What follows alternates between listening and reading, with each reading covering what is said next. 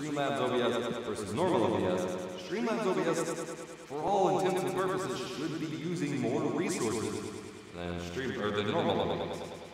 Streamlabs is heavier and more intense than normal OBS because they packed all this functionality in here. And it's basically a giant web browser. And so that's where it gets really confusing and it's difficult to actually quantify because the way that they are implying that the performance benefits come is true if you keep your web browser closed. But I feel like anyone ever, you're still probably going to have your web browser open to have other things to check on, to tweet out your stream, to just look at other stuff when you need to. Like there's... That being said, I have seen a lot of comments come through on the video and a couple people in our Discord who said it is running better for them. Part of that is just the way they have optimized it in that way. Part of it is also the version of the auto-config tool that they have in the onboard process as soon as you open the app. The way it automatically detects the best settings for you and all that stuff is pretty accurate. And so that alone can get a better grasp on what your streaming settings should be and be more optimized for your hardware, and that will make it perform better. And so that's really cool. Like it can make it where it can automatically set up a more optimized profile for you to use, which runs better on your machine, which is great, and that's fine. And then the big thing was praising it for in my original video. But the core software isn't inherently fast. Lots of questions about updates have come in as well. Is Studio Mode in yet? Are they going to add in plugin support, NDI support, Stream Deck support?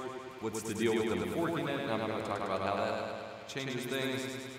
You know, are they adding the new audio meters and the surround sound from OBS Studio? Short answer, no. The way, and I took a good couple hours to go through how this works, and I talked to, like I said, I talked to the OBS dev, I talked to some of the people behind Streamlabs OBS to figure out exactly the wording I should use. So, Streamlabs OBS is what's called a fork of normal OBS Studio. They have taken the core software, because it's open source and available on an open source license, the core backend software, I believe is referred to as a libOBS. They have taken that and used that for their own software, which means inherently their software goes in a different direction, period. Doesn't matter what normal OBS does over here, Streamlabs OBS is going this way. Not necessarily better or worse, but they are now two completely different pieces of software that just share the same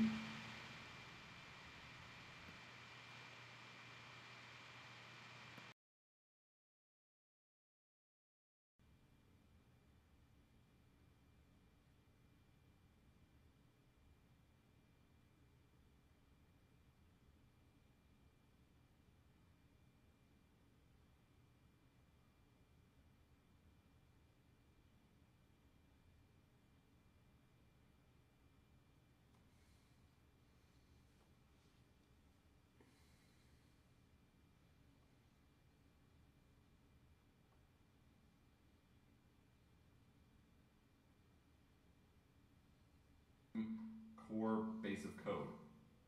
Now it's split over here and doing its own thing. It's like if you cut off half of a plant and plant it over here, this plant will keep growing regardless of what happens to this plant. They are no longer linked.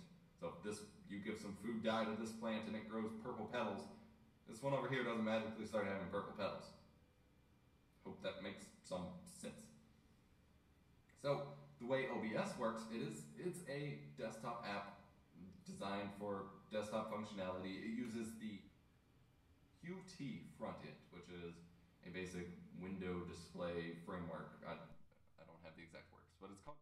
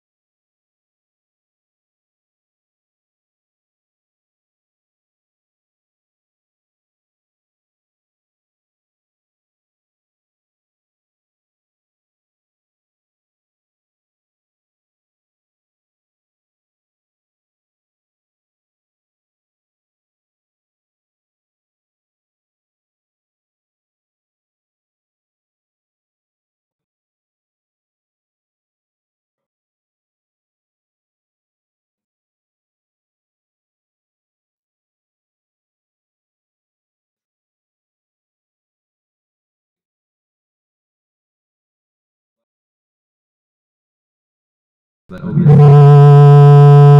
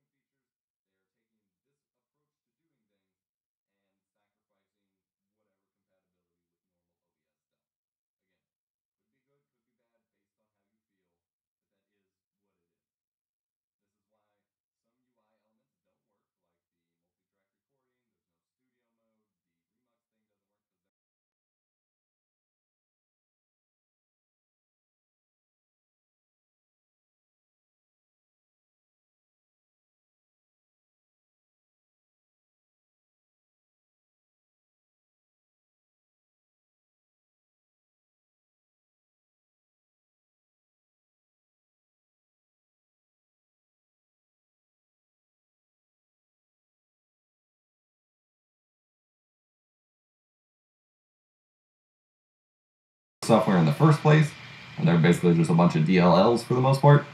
So those can work a little different, but that is why so many things don't work. So in order for the NDI plugin to work, that would require the developer, Polakis, to develop a separate NDI plugin for Streamlabs OBS, or for Streamlabs to just develop NDI functionality themselves. In order for the Stream Deck to work, which is what a lot of people have asked about outside of normal hotkeys, Elgato is going to have to introduce within, I guess, the Stream Deck installer a separate plugin installation specifically for Streamlabs OBS, which is fine. They just have to do that, and that means that any of that extra functionality you wanted isn't going to be there out of the box. It will be easier for the Stream Deck plugin, as an example, to be implemented since it's 100% back end. All it does is control basically the hotkeys and the functionality on the back end, because it doesn't, like, there's no UI that you use for the Stream Deck plugin. It is purely just to make the Stream Deck work over here. You don't see anything on OBS. So that one will be a little bit easier to introduce, but things that require full front-end use and stuff, not going to be so easy. I hope this clears things up a little bit. I hope this makes this a little bit more clear as to why things don't work, because a lot of people think this is just like a different update onto OBS, and why doesn't this or that work? It is completely different software at this point. Every aspect except for the core encoding capabilities, basically, and compositing, are going to work different, and so they have to do things completely differently.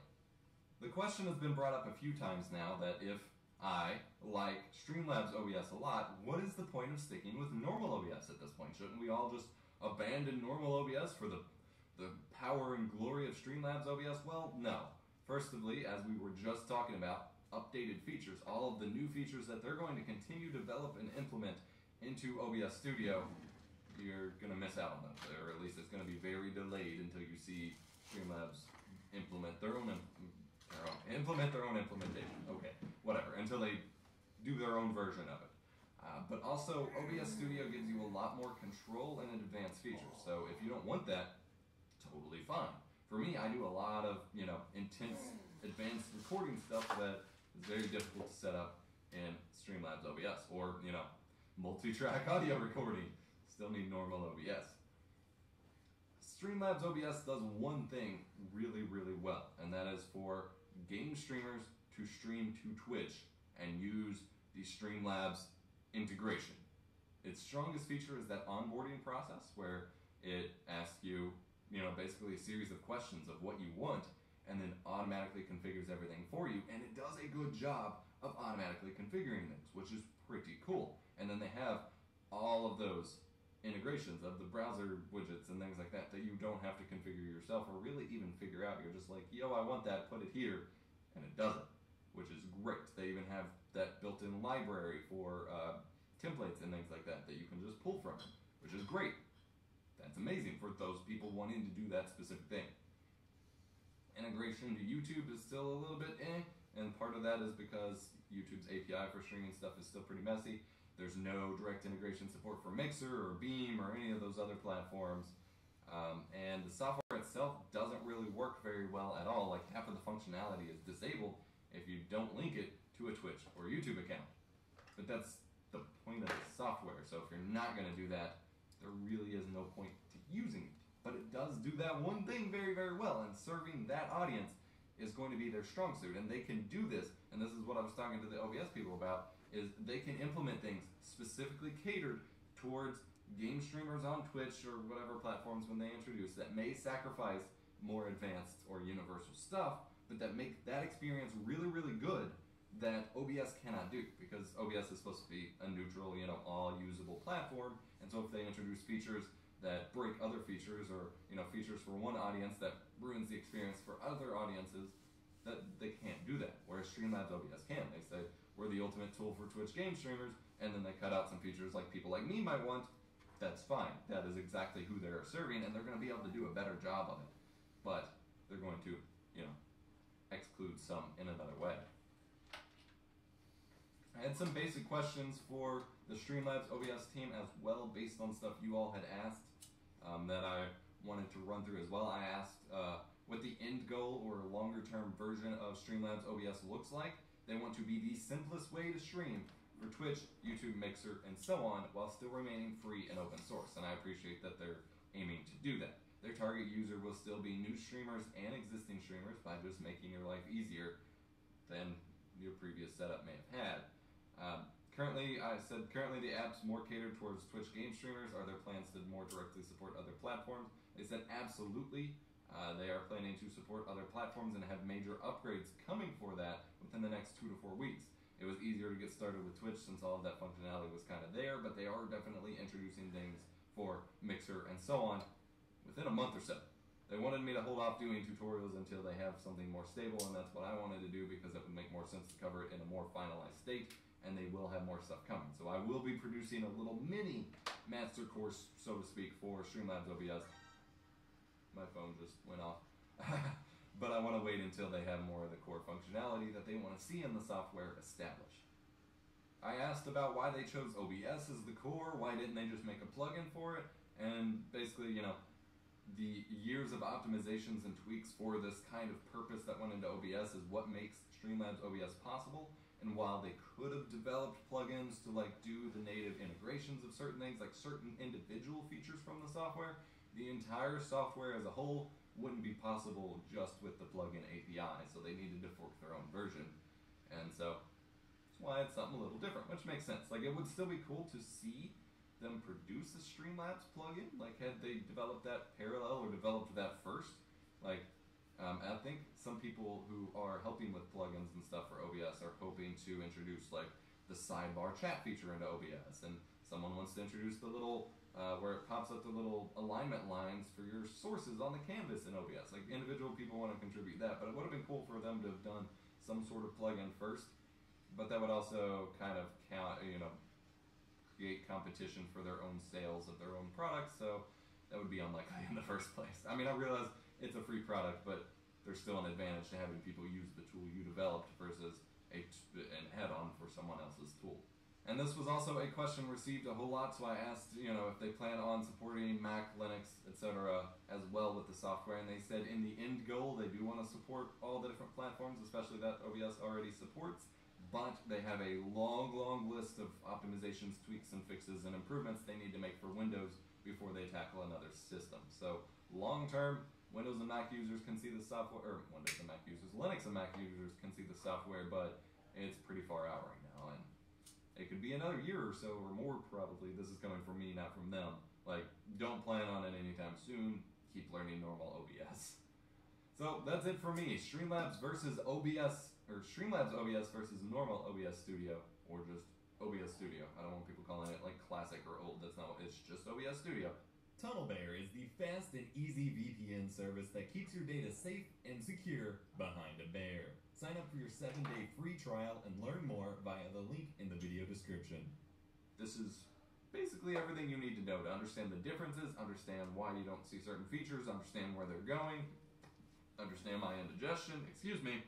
Hope you enjoyed the video. I hope you found it helpful. I'm Fox, here to make tech easier and more fun with videos like this. Subscribe if you want to see more helpful content. Come check out my original overview of the features of Streamlabs OBS if you missed that, or my full OBS Studio Masterclass if you want to learn the original OBS Studio. And hit the like button if you enjoyed, share it out with a friend. I've had a lot of people asking questions about this, so if you see someone asking about Streamlabs OBS, be sure to share this their way so that they can learn as well. And enjoy the software and learn what they need to know. And otherwise, I'll see you in the next one. This video is sponsored by viewers like you. Our videos would not be possible without the generosity of those of you who contribute to one of our fan funding options, be it donor box, Twitch subscriptions, direct contributions via PayPal, or Patreon. To join our inner circle and get behind the scenes looks at videos, go to eposvox.com/support to learn more, and join us on Discord at eposvox.com/discord. Thanks.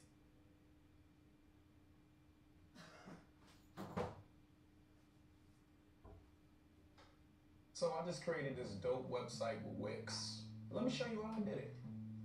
First up, go to Wix.com. Now this is where the magic happens. You're gonna add an image and some text. Oh, that's nice. First what we're gonna do is we're gonna start with the font. Wait a minute, Frank, Brandon, David, who are these guys? You know, one day I'm gonna create Feral font. You guys know I got a lot of videos. Here, I've uploaded them all. And with a subscription, you guys can check out my top secret material. Hey, yo, I'm killing it in this high quality. See, I'm a sharing kind of guy. So here's my Instagram, instant access. I look good, what? Man, I know how hard it is to make people stand up and listen. But with a site like this, you're already there. Go to Wix.com and create your stunning website today. That's all you got to do. It ain't hard. You ain't doing nothing. Stop eating chips.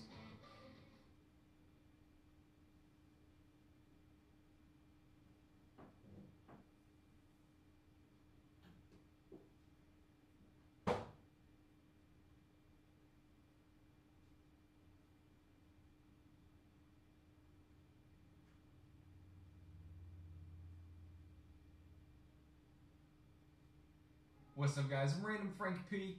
Today we're going to be reviewing the Elgato Stream Deck.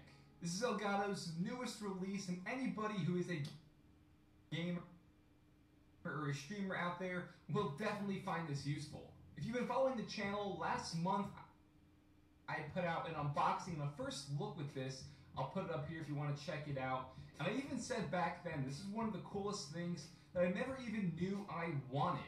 But the best thing about the Stream Deck is it unlocks a whole new layer of possibilities, pretty much literally, for not just streaming, but photo editing, video editing, pretty much anything. So in this review, we're going to go over the unit itself and talk about the software, all that good stuff, all the things you're going to want to know in case you're in the market to buy the Stream Deck. So first off, taking a look at it, it's essentially a numpad, but on steroids. In the horizontal layout, we have 15 keys here that have LED screens behind each one. It's not touchscreen or anything, these are actually tactile buttons, and they feel very similar to something, I don't know, like a rubber dome switch on a keyboard. They are kind of mushy, but you can still push them in. And since each of these keys is backlit, you can go into software and have graphics or logos, whatever you want, pop up with these keys so you know what you're pressing. And inside the box, they include a little stand for you. It's like these little adjustable layers, so if you want, you can put it, right by your keyboard, have it propped up or something like that.